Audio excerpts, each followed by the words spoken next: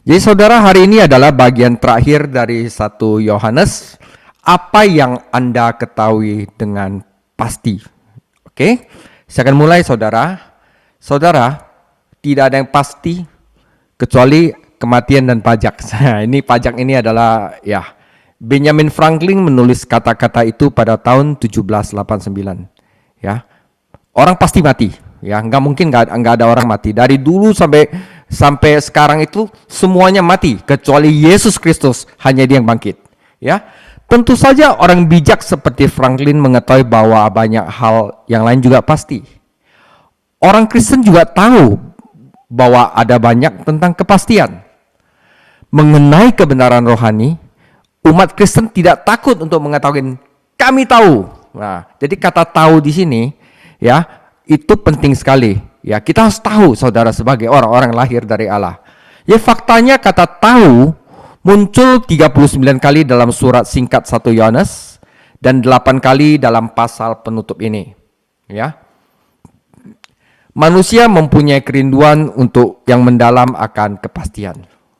Oh, kalau saya sama dia, saya pasti menikah sama dia. Itu penting saudara, kalau misalnya nggak ada kepastian, siapa yang mau menjalani hal begitu? Ya kan? Ya, saya pasti mendapat gaji setelah saya bekerja dalam sebulan. Ya, kalau misalnya tidak ada kepastian itu, siapa yang mau bekerja? Ya kan? Orang-orang pengen sesuatu yang pasti. Bahkan ada orang mencoba ilmu-ilmu gaib dalam usahanya untuk mencari tahu sesuatu yang pasti. Banyak saudara. Seorang pengusaha yang sedang makan nostalgia, bersama pendetanya berkata kepadanya, apakah Anda melihat kantor-kantor di seberang jalan itu? Di dalamnya terdapat beberapa pemimpin bisnis paling berpengaruh di kota ini. Dan banyak dari mereka yang datang ke sini secara rutin untuk berkonsultasi dengan peramal. Jadi tempat dia duduk sama pendeta itu dulu ada peramal di sana. Peramal itu sudah tidak ada lagi di sini. Ya, karena tidak pasti saudara. Tetapi beberapa tahun yang lalu Anda bisa menghitung jutaan dolar di ruangan ini, sementara para pria menunggu untuk berkonsultasi dengan peramal itu. Tetapi tidak berlangsung lama karena peramal tidak bisa memberikan sesuatu yang pasti. Nah saudara, kehidupan yang nyata bukan kehidupan yang disetting ya saudara dibangun atas kepastian ilahi yang ditemukan di dalam Yesus Kristus. Dunia mungkin menuduh orang Kristen sombong dan dogmatis. Namun hal itu tidak menghalangi kita sebagai orang Kristen untuk berkata, saya tahu. Ya, oke. Nah, dalam ayat penutup ini, surat Yohanes ini, kita menemukan 5 kepastian yang di atasnya kita harus tahu agar kita dapat membangun kehidupan kita dengan penuh keyakinan. 1. Apa yang harus kita tahu? Yang pertama, kita harus tahu bahwa Yesus Kristus adalah Tuhan. Ayat 6-10. Yang kedua, yang harus kita tahu bahwa orang percaya, kita semua yang percaya Yesus Kristus memiliki hidup yang kekal. Yang ketiga, kita harus tahu bahwa Tuhan menjawab doa. Yang keempat, kita harus tahu bahwa orang Kristen itu tidak berbuat dosa. Dan yang kelima, kita harus tahu bahwa hidup Kristen barulah adalah kehidupan yang nyata. Sisanya adalah kehidupan palsu, penuh dengan drama, penuh dengan sandiwara, penuh dengan settingan saudara. Bahkan di TV-TV itu semuanya settingan. Cuman ada satu saya rasa yang real, National Geographic Channel. Mungkin semacam begitu saudara. Nah, ini kita harus sebagai orang Kristen harus tahu bahwa Yesus Kristus adalah Tuhan. Bahwa kita memiliki hidup yang kekal. Tuhan menjawab doa bahwa orang Kristen itu tidak berbuat dosa. Dan yang kelima, hidup Kristen adalah kehidupan yang nyata. Kita baca firman Tuhan. 1 Yohanes 5 ayat 6-21. Inilah dia yang telah datang dengan air dan darah, yaitu Yesus Kristus, bukan saja dengan air, tetapi dengan air dan dengan darah. Dan rohlah yang memberikan kesaksian, karena roh adalah kebenaran. Sebab ada 3 yang memberi kesaksian, kalau di dalam surga adalah Bapa, Firman, dan Roh Kudus, dan ketiganya adalah satu. Dan ada 3 yang memberikan kesaksian di bumi, yaitu roh, air, dan darah, dan ketiganya adalah satu. Kita menerima kesaksian manusia, tetapi kesaksian Allah lebih kuat. Sebab demikianlah kesaksian yang diberikan Allah tentang anaknya. Barang siapa percaya kepada anak Allah, ia mempunyai kesaksian itu di dalam dirinya. Barang siapa tidak percaya kepada Allah, ia membuat dia menjadi pendusta, karena ia tidak percaya akan kesaksian yang diberikan Allah tentang anaknya. Dan inilah kesaksian itu. Allah telah mengaruniakan hidup yang kekal kepada kita, dan hidup itu ada di dalam anaknya. Barang siapa memiliki anak, ia memiliki hidup. Barang siapa tidak memiliki anak, ia tidak memiliki hidup. Semuanya itu kutuliskan kepada kamu, supaya kamu yang percaya kepada nama anak Allah tahu, saudara, kata tahu, bahwa kamu memiliki hidup yang kekal. Ya. Dan inilah keberanian percaya kita kepadanya, yaitu bahwa ia mengabulkan doa kita, jikalau kita meminta sesuatu kepadanya menurut kehendaknya. Dan jikalau kita tahu bahwa ia mengabulkan, jikalau kita tahu bahwa ia mengabulkan apa saja yang kita minta, maka kita juga tahu bahwa kita telah memperoleh segala sesuatu yang telah kita minta kepadanya. Kalau ada seseorang melihat saudaranya berbuat dosa, yaitu dosa yang tidak mendatangkan maut, hendaklah ia berdoa kepada Allah, dan dia akan memberikan hidup kepadanya, yaitu mereka yang berbuat dosa yang tidak mendatangkan maut. Ada dosa yang mendatangkan maut, tentang itu tidak kukatakan bahwa ia harus berdoa. Semua kejahatan adalah dosa, tetapi ada dosa yang tidak mendatangkan maut. Kita tahu bahwa setiap orang yang lahir dari Allah tidak berbuat dosa, tetapi dia yang lahir dari Allah melindunginya, dan si jahat tidak dapat menjamahnya. Kita tahu bahwa kita berasal dari Allah, dan seluruh dunia berada di bawah kuasa si jahat. Akan tetapi, kita tahu bahwa anak Allah telah datang dan telah mengaruniakan pengertian kepada kita, supaya kita mengenal yang benar, dan kita ada di dalam yang benar, di dalam anaknya, Yesus Kristus.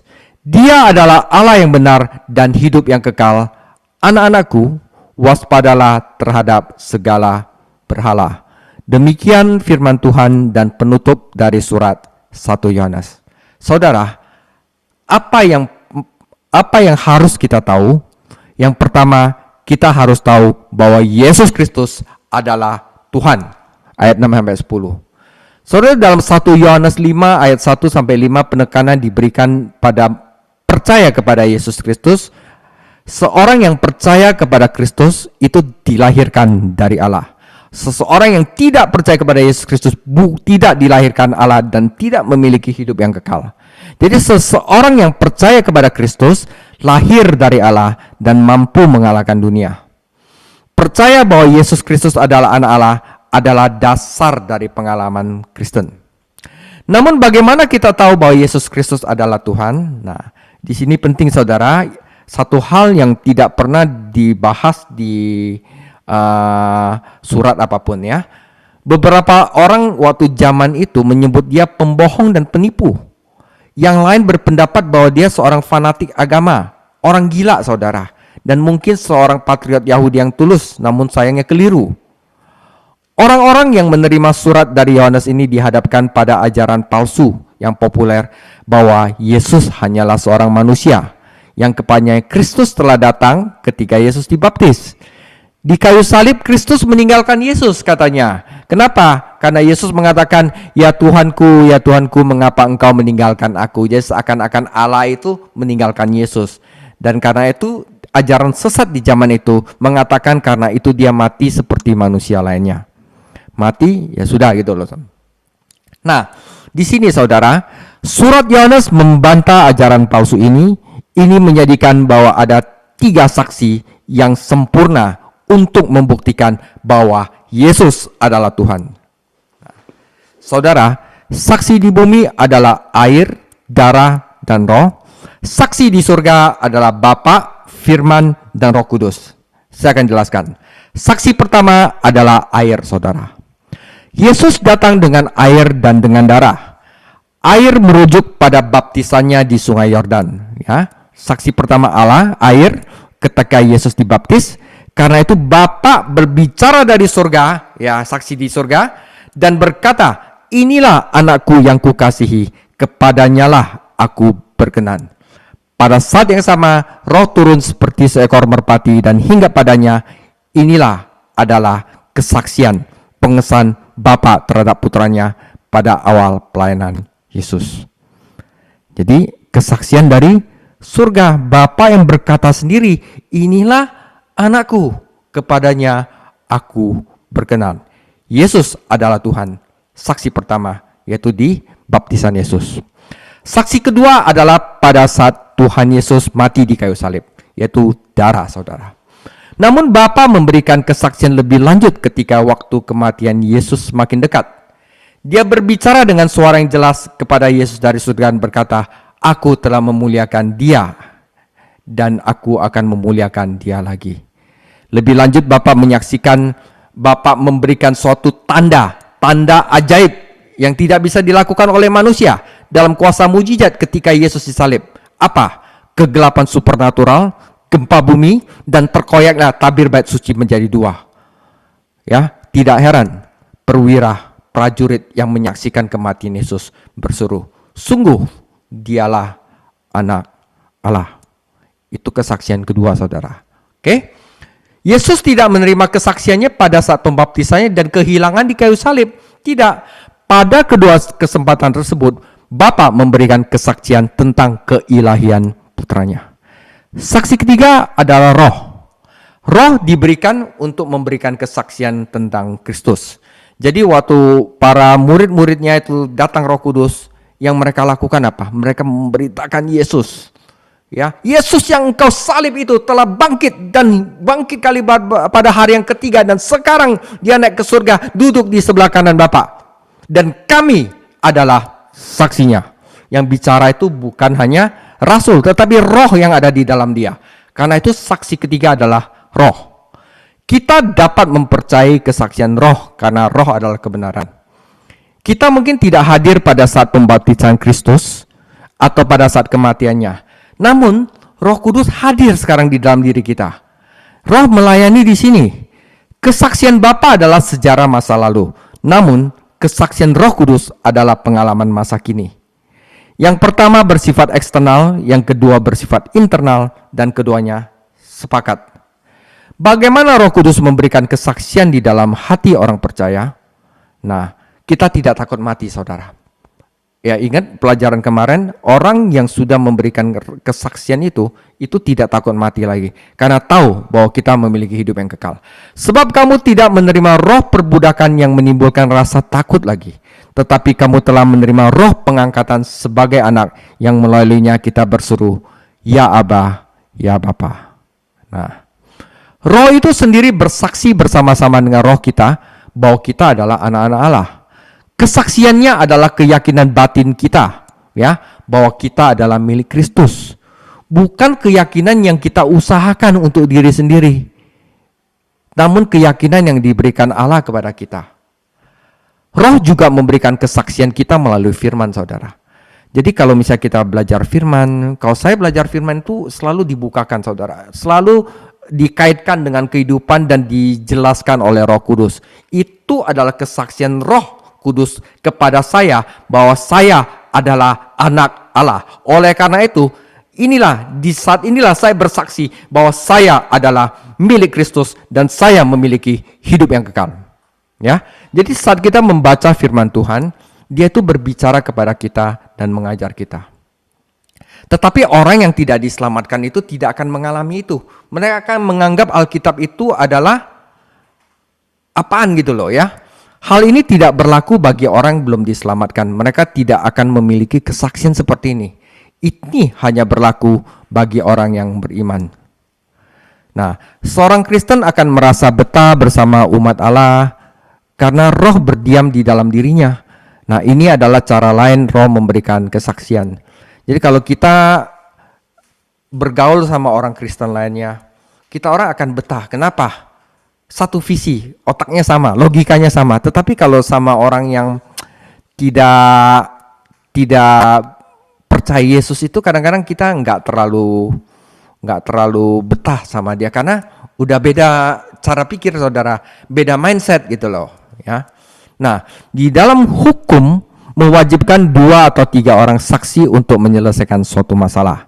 Bapa memberikan kesaksian pada pembaptisan dan pada kayu salib, dan Roh Kudus memberikan kesaksian pada hari ini di dalam diri orang percaya. Karena itu saudara, 3 saksi, air, darah, dan roh menyelesaikan masalahnya. Yesus Kristus adalah Tuhan. Dan ini yang harus kita tahu sebagai orang-orang percaya.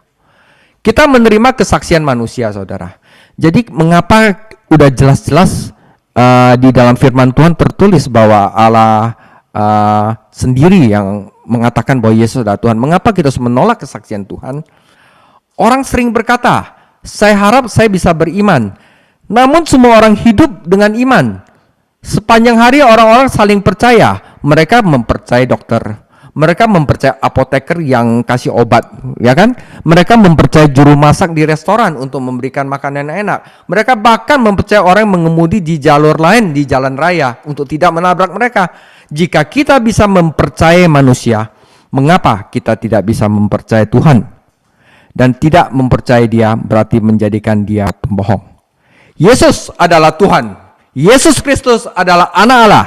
Inilah kepastian Kristen yang pertama dan merupakan landasan bagi sesuatu yang lain, saudara. Ini yang orang Kristen harus tahu. Oke, dengan itu kita masuk pada hal yang kedua, bahwa kita harus tahu bahwa kita semua memiliki hidup yang kekal. Kata kunci dalam 1 Yohanes 5 ayat 6 sampai 10 adalah kesaksian, ya. Terkadang diterjemahkan mencatat atau bersaksi.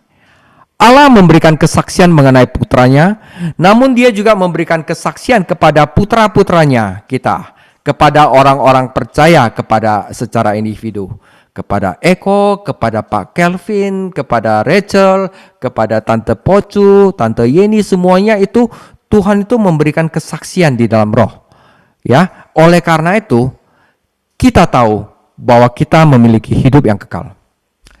Tidak hanya ada kesaksian roh di dalamnya, tetapi ada juga kesaksian firman Tuhan. Hal-hal ini aku tuliskan kepada kamu yang percaya dalam nama anak Allah, supaya kamu tahu, saudara, bahwa kamu mempunyai hidup yang kekal. Saudara, kehidupan kekal adalah sebuah anugerah. Itu jauh lebih berharga dari uang manapun, saudara, ya. Tetapi itu bukanlah sesuatu yang kita peroleh, ya. Namun karunia ini adalah suatu pribadi, yaitu Yesus Kristus. Kita menerima kehidupan kekal bukan hanya dari Kristus, namun di dalam Kristus. Barang siapa mempunyai anak, ia mempunyai hidup. Bukan sekedar hidup, tetapi hidup yang kekal. Jadi jika Anda memiliki Kristus, Anda memiliki segalanya. Anda memiliki hidup yang kekal, yaitu hidup yang memang benar-benar hidup, saudara. Nah, karunia ini diterima dengan iman. Allah telah mencatat dalam firman-Nya menawarkan kehidupan kekal kepada mereka yang percaya kepada Yesus Kristus. Jutaan orang Kristen telah membuktikan bahwa catatan Allah benar ada. Tidak mempercayainya berarti menjadikan Tuhan pembohong. Dan jika Tuhan itu pembohong, maka tidak ada yang pasti lagi di dunia ini. Dan Anda tidak memiliki pegangan yang kuat untuk hidup di dunianya. Udah, mendingan Anda makan, minum, kawin, mengawinkan, karena besok Anda akan mati. Tetapi karena kita ada Yesus Kristus sebagai sesuatu yang pasti, bukan saja sesuatu yang pasti, tetapi menawarkan kita kehidupan kekal yang penuh dengan hidup yang berkelimpahan, hidup yang benar-benar hidup, maka kita memiliki kepastian dalam hidup ini. Tuhan ingin anak-anaknya mengetahui bahwa mereka adalah miliknya. Yohanes diilhami oleh Roh untuk menulis Injilnya untuk meyakinkan kita bahwa Yesus adalah Mesias, anak Allah. Ia menulis surat ini agar kita yakin bahwa kita adalah anak-anak Allah. Nah, saudara, kita akan meninjau lagi yang telah kita pelajari sebelumnya, tanda anak-anak Allah seperti apa. Kamu percaya kamu adalah anak Allah. Apa tandanya? Nah, akan bermanfaat pada saat ini untuk meninjau kembali karakteristik anak-anak Allah. 1. Setiap orang yang melakukan kebenaran lahir dari Allah. Kalau ada orang demen curang, ada orang demen nipu, ada itu tidak lahir dari Allah. Oke? Nah, tidak seorang pun yang lahir dari Allah melakukan dosa. Ini tidak dimaksudkan dosa sekali-sekali yang orang Kristen bisa jatuh, tetapi adalah praktek dosa yang merupakan kebiasaan tiap hari, saudara. Oke?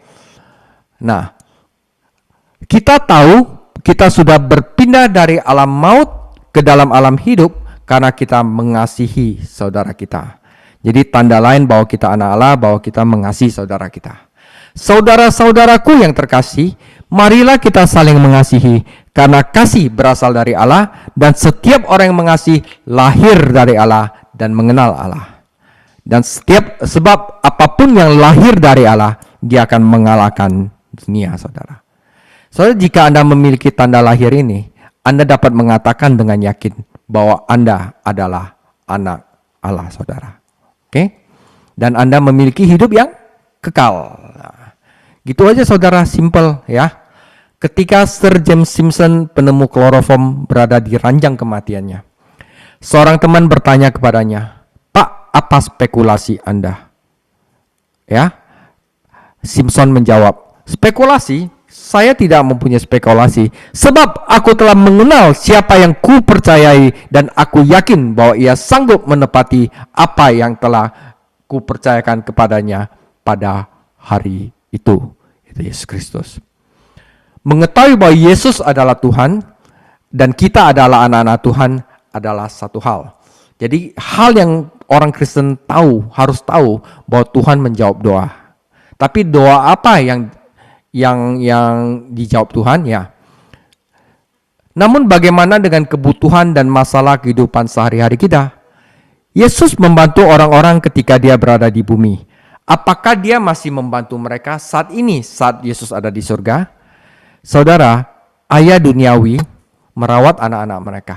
Ingin mereka mendapatkan sesuatu yang paling baik.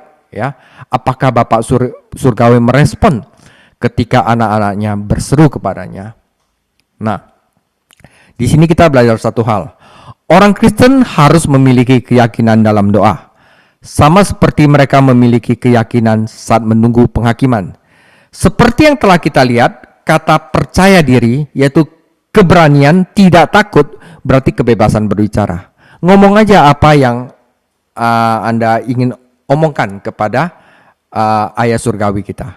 Kita bisa datang kepadanya dengan leluasa dan menyampaikan kebutuhan kita kepadanya. Tentu ada syarat yang harus kita penuhi. Pertama, saudara, kita harus memiliki hati yang tidak menuduh kita. Ya. Nah, di sini hati yang tidak menuduh itu biasanya harus dosa yang udah diakui, ya. Dosa yang tidak diakui merupakan hambatan serius bagi doa yang terkabul. Jadi saudara, kalau saudara ingin sebagai anak-anak Allah dan engkau yakin bahwa Anda adalah anak-anak Allah dan ingin doa Anda dijawab oleh Tuhan, saudara akui dulu dosa-dosa kita, saudara. Ya, patut diperhatikan bahwa perbedaan antara suami dan istri Kristen dapat menghalangi doa mereka yang tidak kompak, saudara. Jadi jika ada sesuatu antara kita dan orang Kristen lainnya, kita harus segera menyelesaikannya. Dan kecuali seorang percaya tinggal di dalam Kristus, di dalam kasih dan ketaatan, doanya tidak akan terkabul. Ya, saudara. Kedua, kita harus berdoa sesuai dengan kehendak Tuhan. Di mana kita menemukan kehendak Tuhan? Alkitab, saudara. Jadilah kehendakmu. Doa adalah alat yang ampuh, bukan untuk mewujudkan kehendak manusia di surga, tapi mewujudkan kehendak Tuhan di bumi. Ya. Tulis Robert Law. George Muller yang memberi makan ribuan anak yatim piatu dengan makanan yang disediakan sebagai jawaban doa mengatakan, doa tidak mengatasi keengganan Tuhan. Hal itu tergantung pada kerelaan Tuhan. Ada kalanya kita hanya bisa berdoa, bukan kehendakku tetapi jadilah kehendakmu. Karena mungkin saat itu kita tidak mengetahui kehendak Tuhan dalam suatu hal tertentu, saudara. Nah, oke. Namun seringkali kita dapat menentukan kehendak Allah dengan cara apa? membaca firman, mendengarkan roh, dan memahami keadaan di sekitar kita. Iman kita dalam meminta sesuatu kepada Allah seringkali merupakan bukti bahwa Dia ingin memberikannya. Nah, ini dalam saudara ya. Iman kita saking percaya dalam meminta sesuatu kepada Allah yang kita tahu kayak Allah pasti mengabulkannya. Itu merupakan bukti bahwa Allah ingin memberikannya. Ada banyak janji dalam Alkitab yang bisa kita tuntut melalui doa. Allah telah berjanji untuk memenuhi kebutuhan kita, bukan keserakan kita, saudara. Ya, jadi Tuhan cukupilah kehidupan kita sehari-hari. Ya, saya percaya. Tapi bukan, Dia tidak akan memenuhi keserakan kita. Jika kita menuruti kehendak-Nya dan benar-benar membutuhkan sesuatu, Dia akan menyediakannya dengan caranya dan pada waktunya.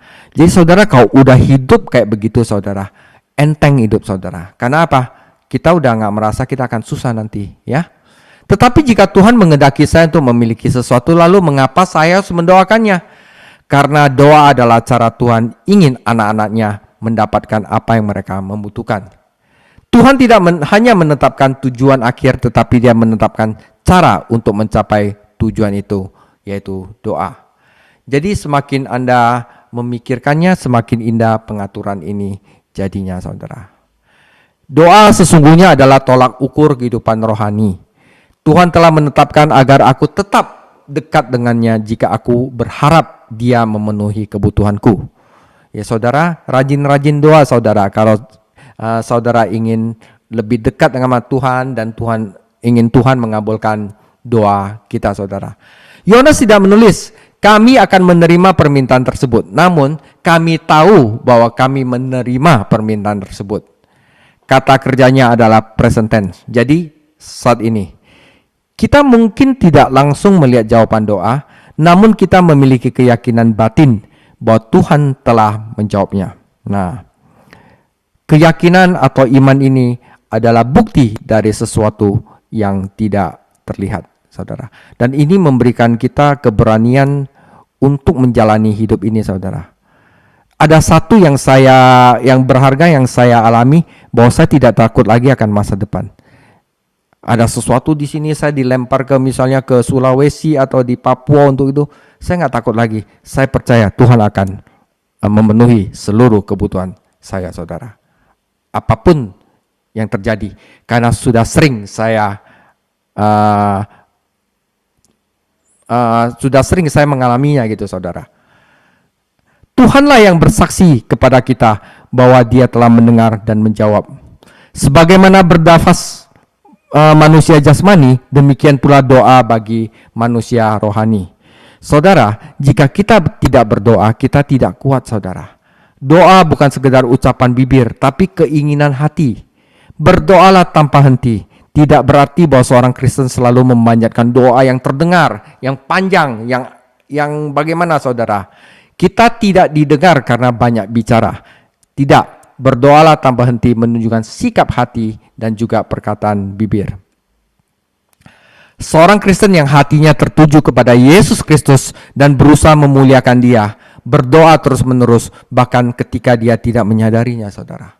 Ya, kadang-kadang orang bisa berdoa dalam mimpi, bisa, saudara. Ya, kalau saya nggak pernah ada orang yang bilang saya pernah berdoa dalam mimpi. Tetapi ada orang yang pernah bilang, kamu kok waktu tidur kamu khotbah. Nah, saya pernah melakukan khotbah dalam mimpi, saudara. Nah, ya.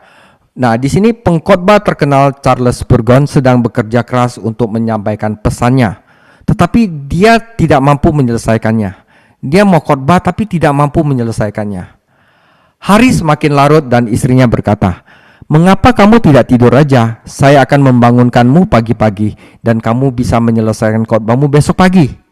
Nah, Charles Spurgeon tertidur dan dalam tidurnya mulai ngigo, saudara, mulai ngomong, mulai menyampaikan khotbah yang memberinya begitu banyak kesulitan sebelumnya. Nah, istrinya yang dengar di samping menuliskan apa yang dikatakannya pada saat tidur dan keesokan paginya memberikan catatan itu kepada suaminya. "Wah, itulah yang saya ingin katakan," seru Spurgeon dengan terkejut. Pesan itu ada di dalam hatinya, tetapi dia tidak bisa mengekspresikannya.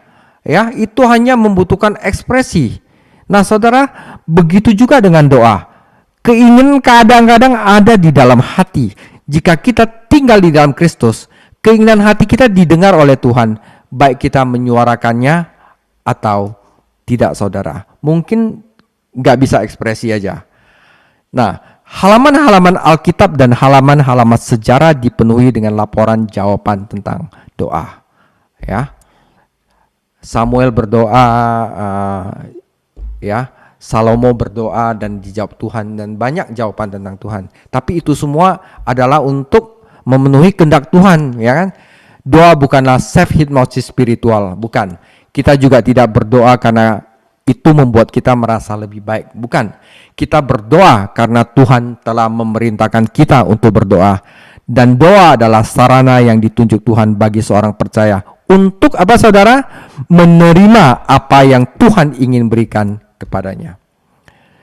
Doa membuat orang Kristen tetap berada di dalam kehendak Tuhan, dan hidup dalam kehendak Tuhan membuat orang Kristen tetap berada dalam berkat dan pelayanan. Kita bukan pengemis, saudara. Kita adalah anak-anak yang datang kepada Bapa yang kaya, yang senang memberikan apa yang dibutuhkan anak-anaknya. Meskipun dia adalah Tuhan dalam wujud manusia, Yesus pun bergantung pada doa. Selama dia hidup di bumi, sebagaimana kita harus hidup dalam ketergantungan pada Bapa. Yesus Kristus bangun pagi-pagi untuk berdoa. Markus 1 ayat 35. Meskipun dia terjaga hingga larut malam sebelum menyembuhkan orang banyak, kadang-kadang ia menghabiskan sepanjang malam dalam doa. Di Taman Getsemani, dia berdoa dengan tangisan dan air mata yang seperti tetesan darah. Di kayu salib dia berdoa 3 kali. Saudara, jika Yesus Kristus anak Allah yang tidak berdosa perlu berdosa, apalagi kita. Hal terpenting adalah doa dalam kehendak Tuhan.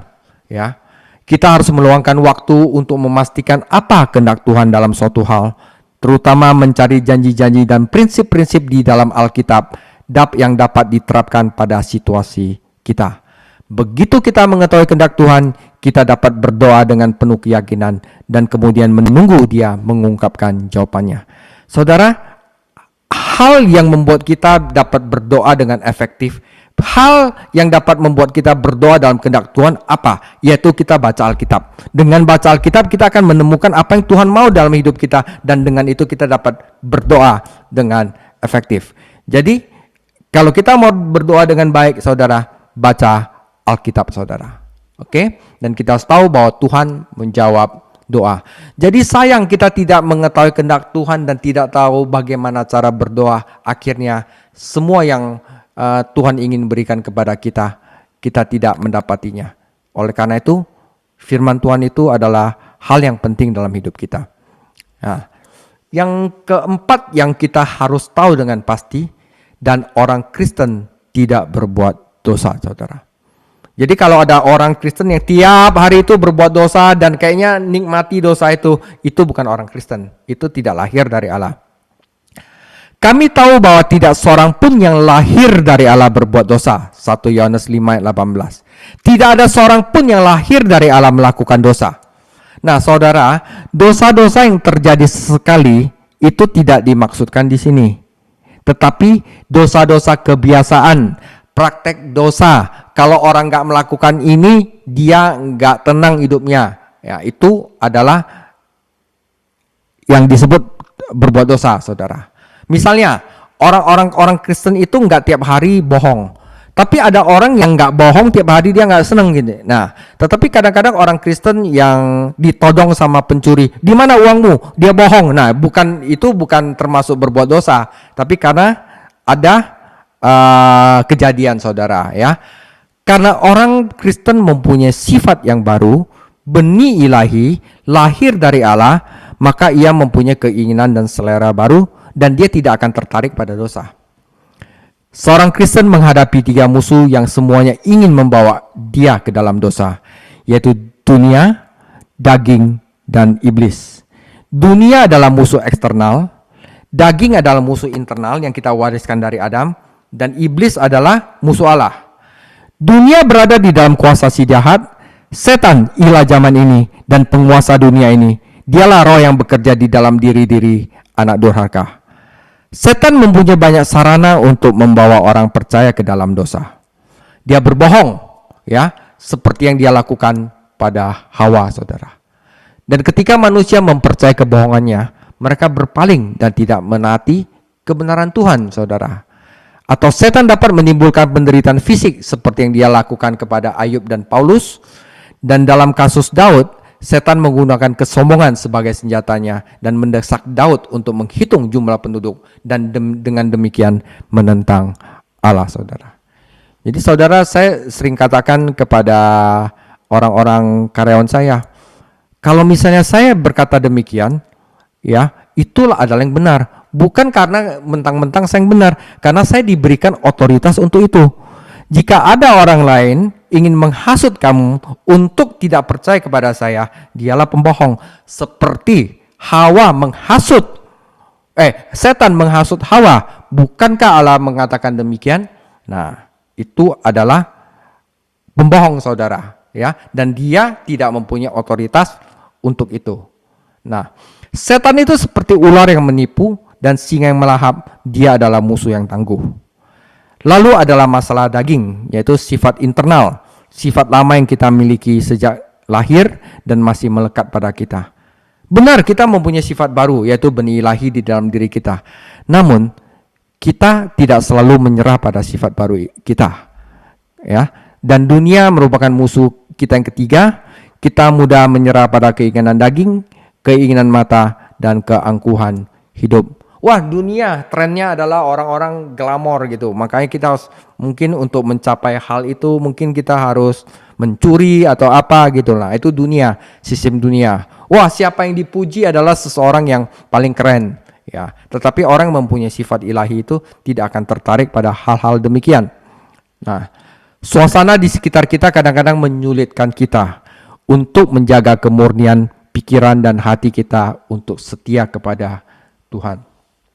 Ya, ada orang yang sudah dikasih gaji dikasih gaji oleh perusahaan, udah disuruh gini, tetapi mau aja melakukan curang. Kenapa?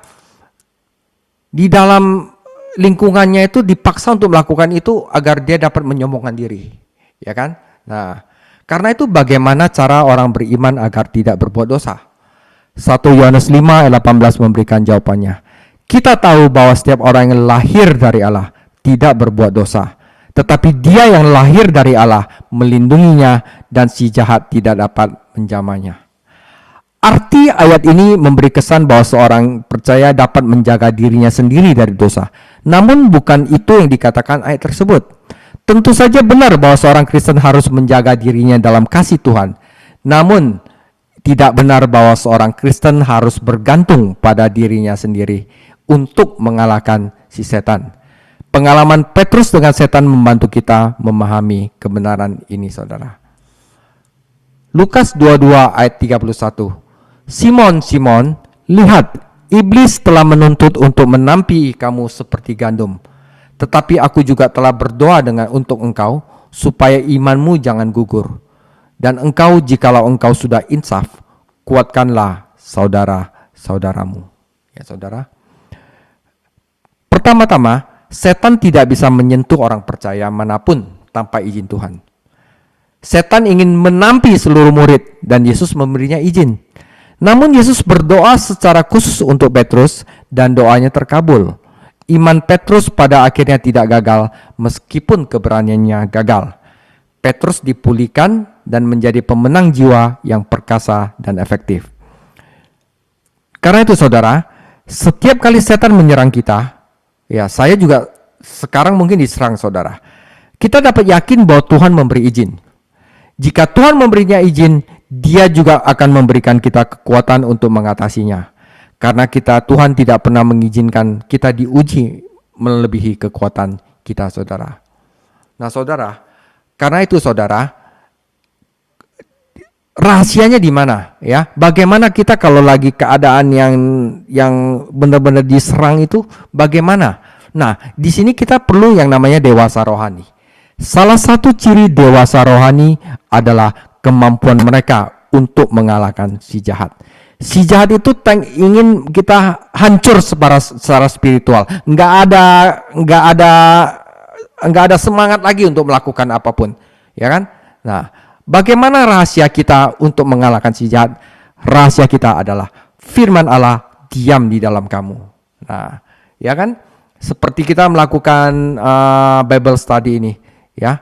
Saya tahu dengan Bible study ini, ya, Tuhan adalah rahasia saya untuk mengalahkan si jahat. Setiap kali saya melakukan Bible study, spirit saya langsung naik, saudara. Spirit saya langsung naik. Tetapi setan selalu berasa untuk menekan saya punya semangat sehingga, aduh, kenapa begini lagi ya? Kenapa begini? Udahlah, saya putus asa. Tapi dengan firman Tuhan ada di dalam saya tetap bersemangat. Spirit saya tidak pernah padam. Kenapa?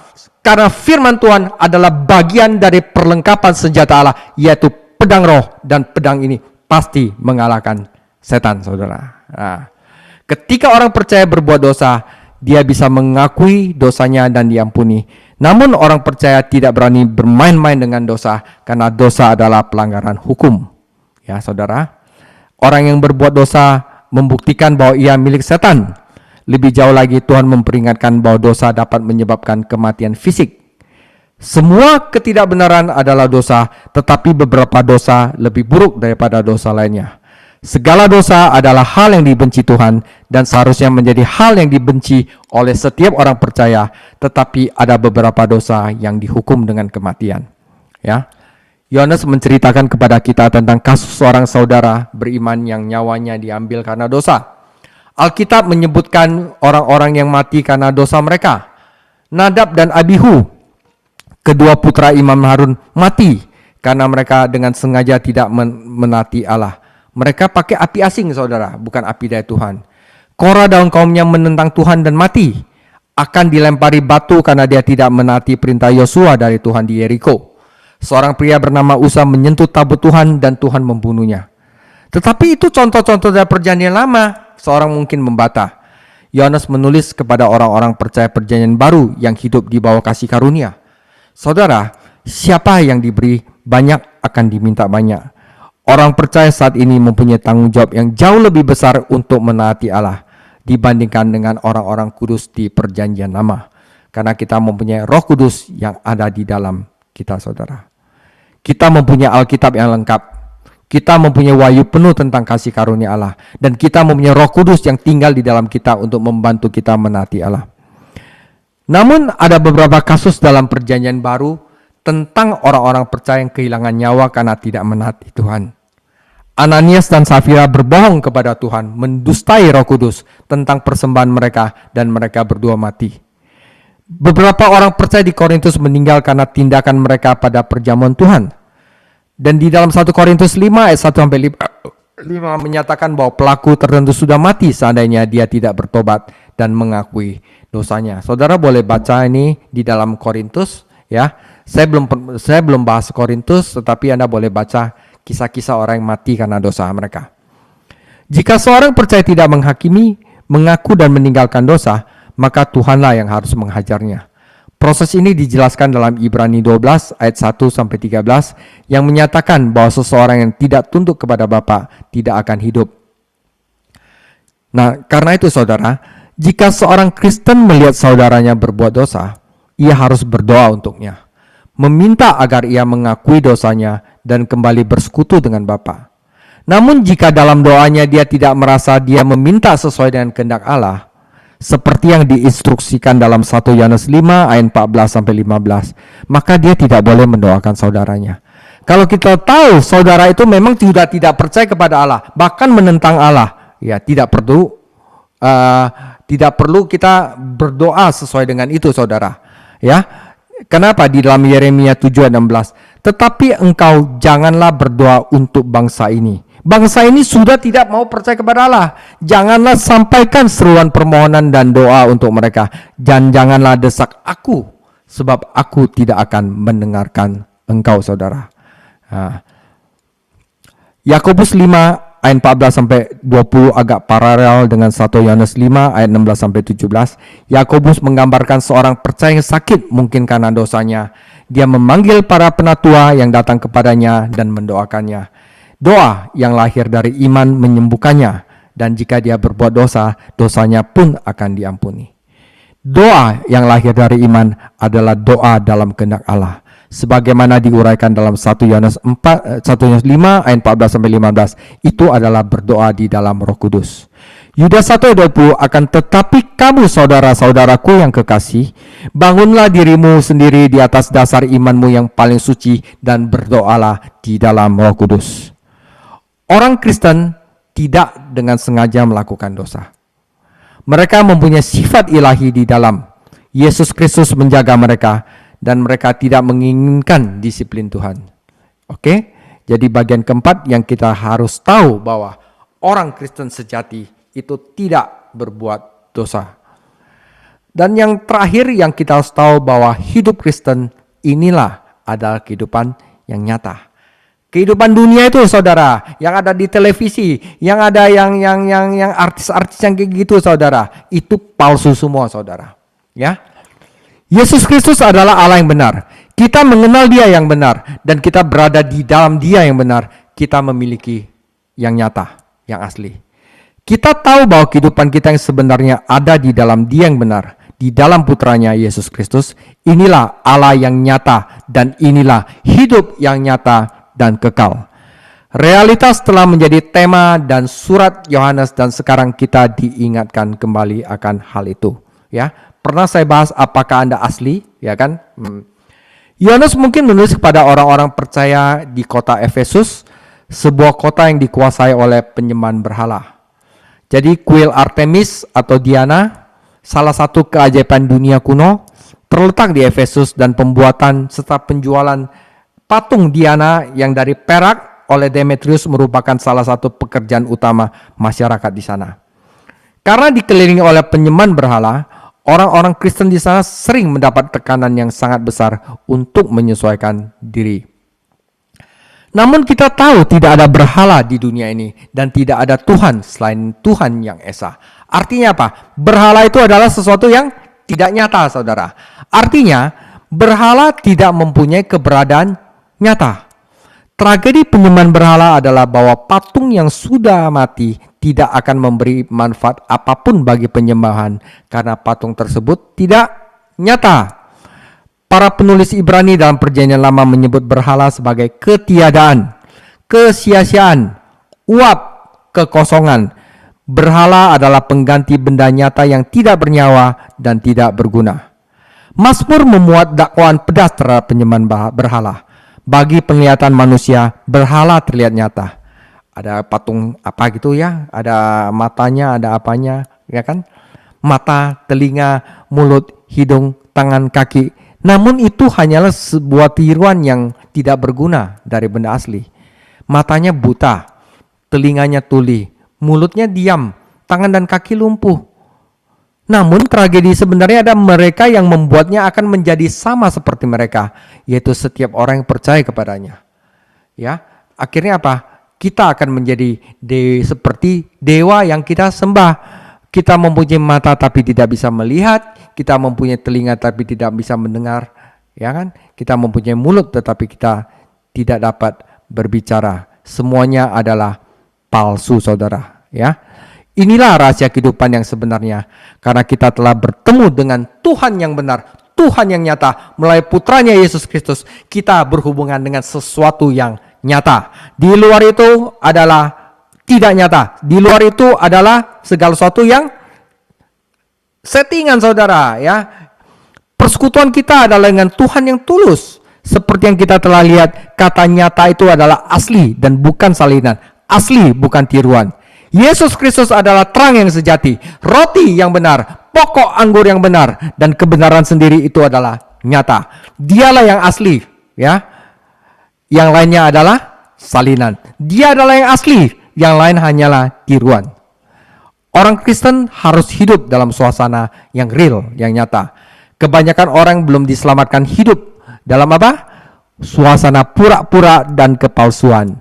pengen dilihat orang, pura-pura kaya, pura-pura keren, pura-pura ini. Ya, kalau kita nyata apa adanya ya saudara ya. Umat Kristen telah diberikan kemampuan untuk membedakan rohani untuk mengetahui yang benar dari yang salah. Namun orang yang belum diselamatkan tidak memiliki pemahaman ini. Kadang-kadang orang lain itu dia nggak tahu itu benar atau salah. Dia orang tidak bisa membedakan mana yang asli dan mana yang tidak asli, saudara. Nah, umat Kristen tidak sekedar memilih antara yang baik dan yang buruk. Mereka memilih antara benar dan salah. Berhala melambangkan sesuatu yang palsu dan kosong. Dan orang yang hidup demi berhala akan menjadi palsu dan hampa. Hanya sedikit orang saat ini yang tunduk pada berhala yang terbuat dari kayu dan logam. Namun, saudara, demikian mereka mempunyai berhala lain yang menarik perhatian dan kasih sayang mereka. Misalnya, saudara, keserakahan adalah penyembahan berhala. Seorang lain mungkin memuja buku tabungannya atau portofolio saham, sama seperti orang pagan memuja berhala palsunya. Ada orang mungkin memuja kecantikannya, saudara. Ada orang mungkin memuja segala sesuatu, saudara. Ketenarannya, saudara. Itu adalah palsu. Karena itu tidak tahan lama, ya kan? Tetapi di dalam firman Tuhan, di dalam Matius 4 ayat 10, engkau harus menyembah Tuhan Allahmu dan hanya Dia sajalah yang harus engkau sembah. Saudara, kita akan menjadi apa yang kita sembah. Kalau kita sembah patung apa, kita akan menjadi seperti itu. Tetapi kalau kita menyembah Tuhan Yesus, maka kita akan menjadi seperti Tuhan Yesus. Karena manusia mempunyai suatu sifat, yaitu meniru, saudara. Saudara, apapun yang mengendalikan hidup kita dan apapun yang kita andalkan adalah Tuhan kita. Kalau kita punya pikirannya adalah yang paling penting duit, maka duit adalah Tuhan kita.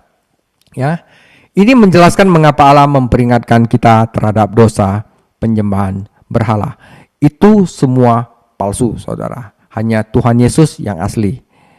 Hal ini tidak hanya merupakan pelanggaran terhadap perintahnya, namun merupakan cara yang tidak kentara bagi setan untuk mengambil kendali atas hidup kita. Ketika segala sesuatu mengambil tempat Allah dalam hidup kita, uang, ketenaran, maka kita bersalah karena penyembahan berhala.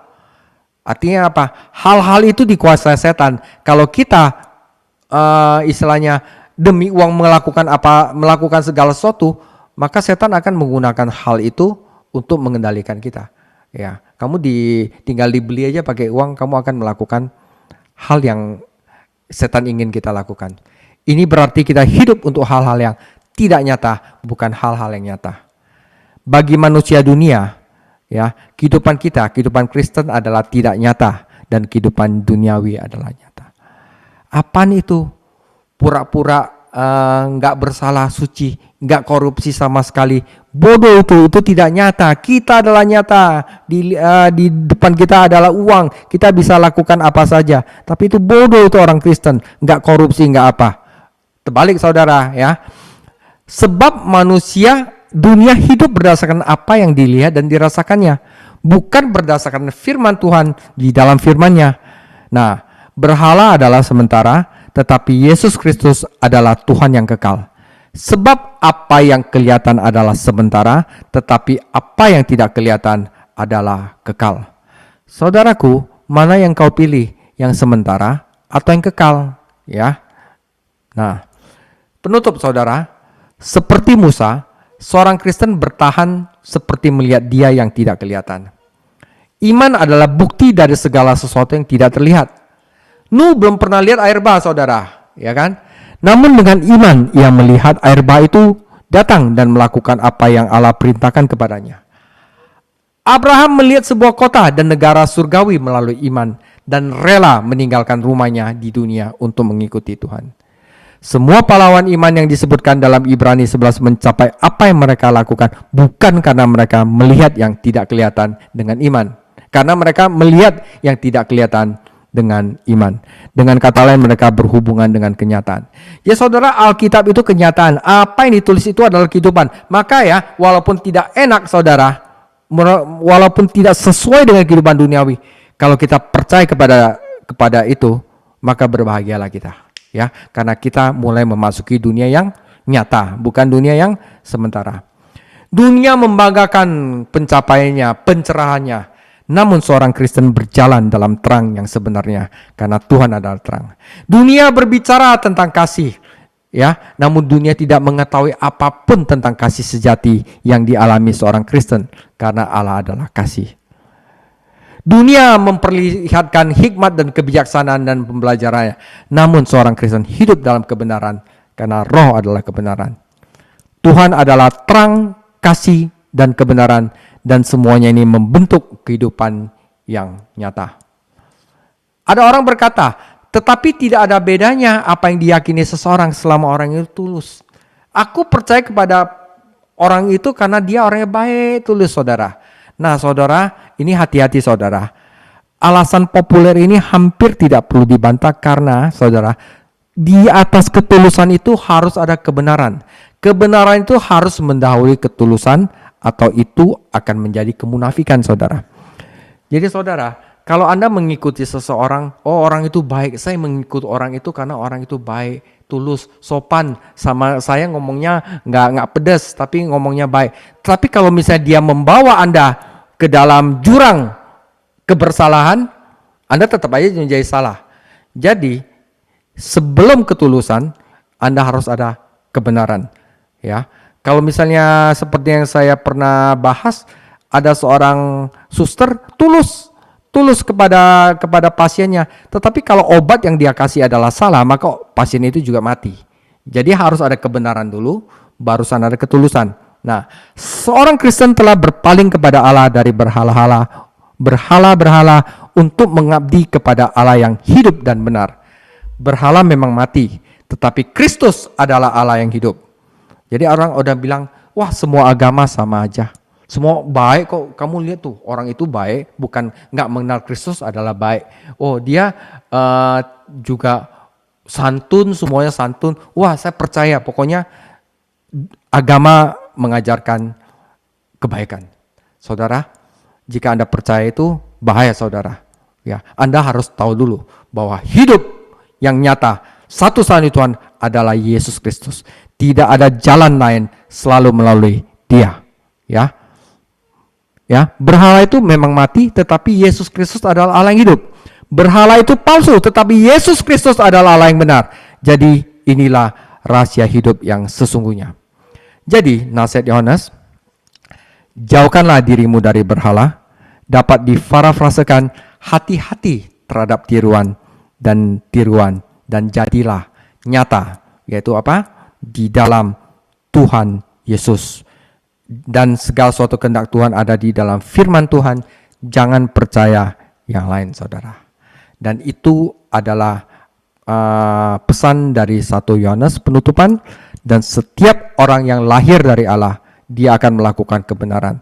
Dan setiap orang yang lahir dari Allah, dia akan mengasihi. Dan setiap orang yang lahir dari Allah percaya bahwa Tuhan Yesus adalah Tuhan dan Juru Selamat satu-satunya. Tidak ada yang lain, dan inilah kehidupan nyata, saudara. Saudara, demikianlah firman Tuhan. Ya, kita terima kasih pada Tuhan Yesus. Kita telah menyelesaikan 1 Yohanes, dan setelah itu saya akan masuk ke pelajaran apologetik, 3 pelajaran. Dan apologetik yang pertama adalah ineransi Alkitab, dengan pembuktian apakah Alkitab tidak bisa salah. Nah, ini penting, saudara, agar Anda dapat percaya sepenuhnya kepada Alkitab. Jadi 3 pengajaran apologetik adalah ineransi Alkitab, permulaan pengetahuan, dan yang ketiga mawar berduri di tangan seorang pemabuk. Ini adalah tentang pengetahuan dan kebenaran, sesi 5 dari apologetik. Setelah itu kita akan masuk ke surat 2 Yohanes, 3 Yohanes, dan Yudas. Jadi 3 surat ini cuman ada 5 pelajaran, ya. Karakteristik keluarga Allah, Gaius, Diotropes, dan Demetrius, seruan untuk mempersenjatai, kenali guru-guru palsu, dan Anda tidak perlu tersandung. Demikian firman Tuhan. Tuhan Yesus memberkati.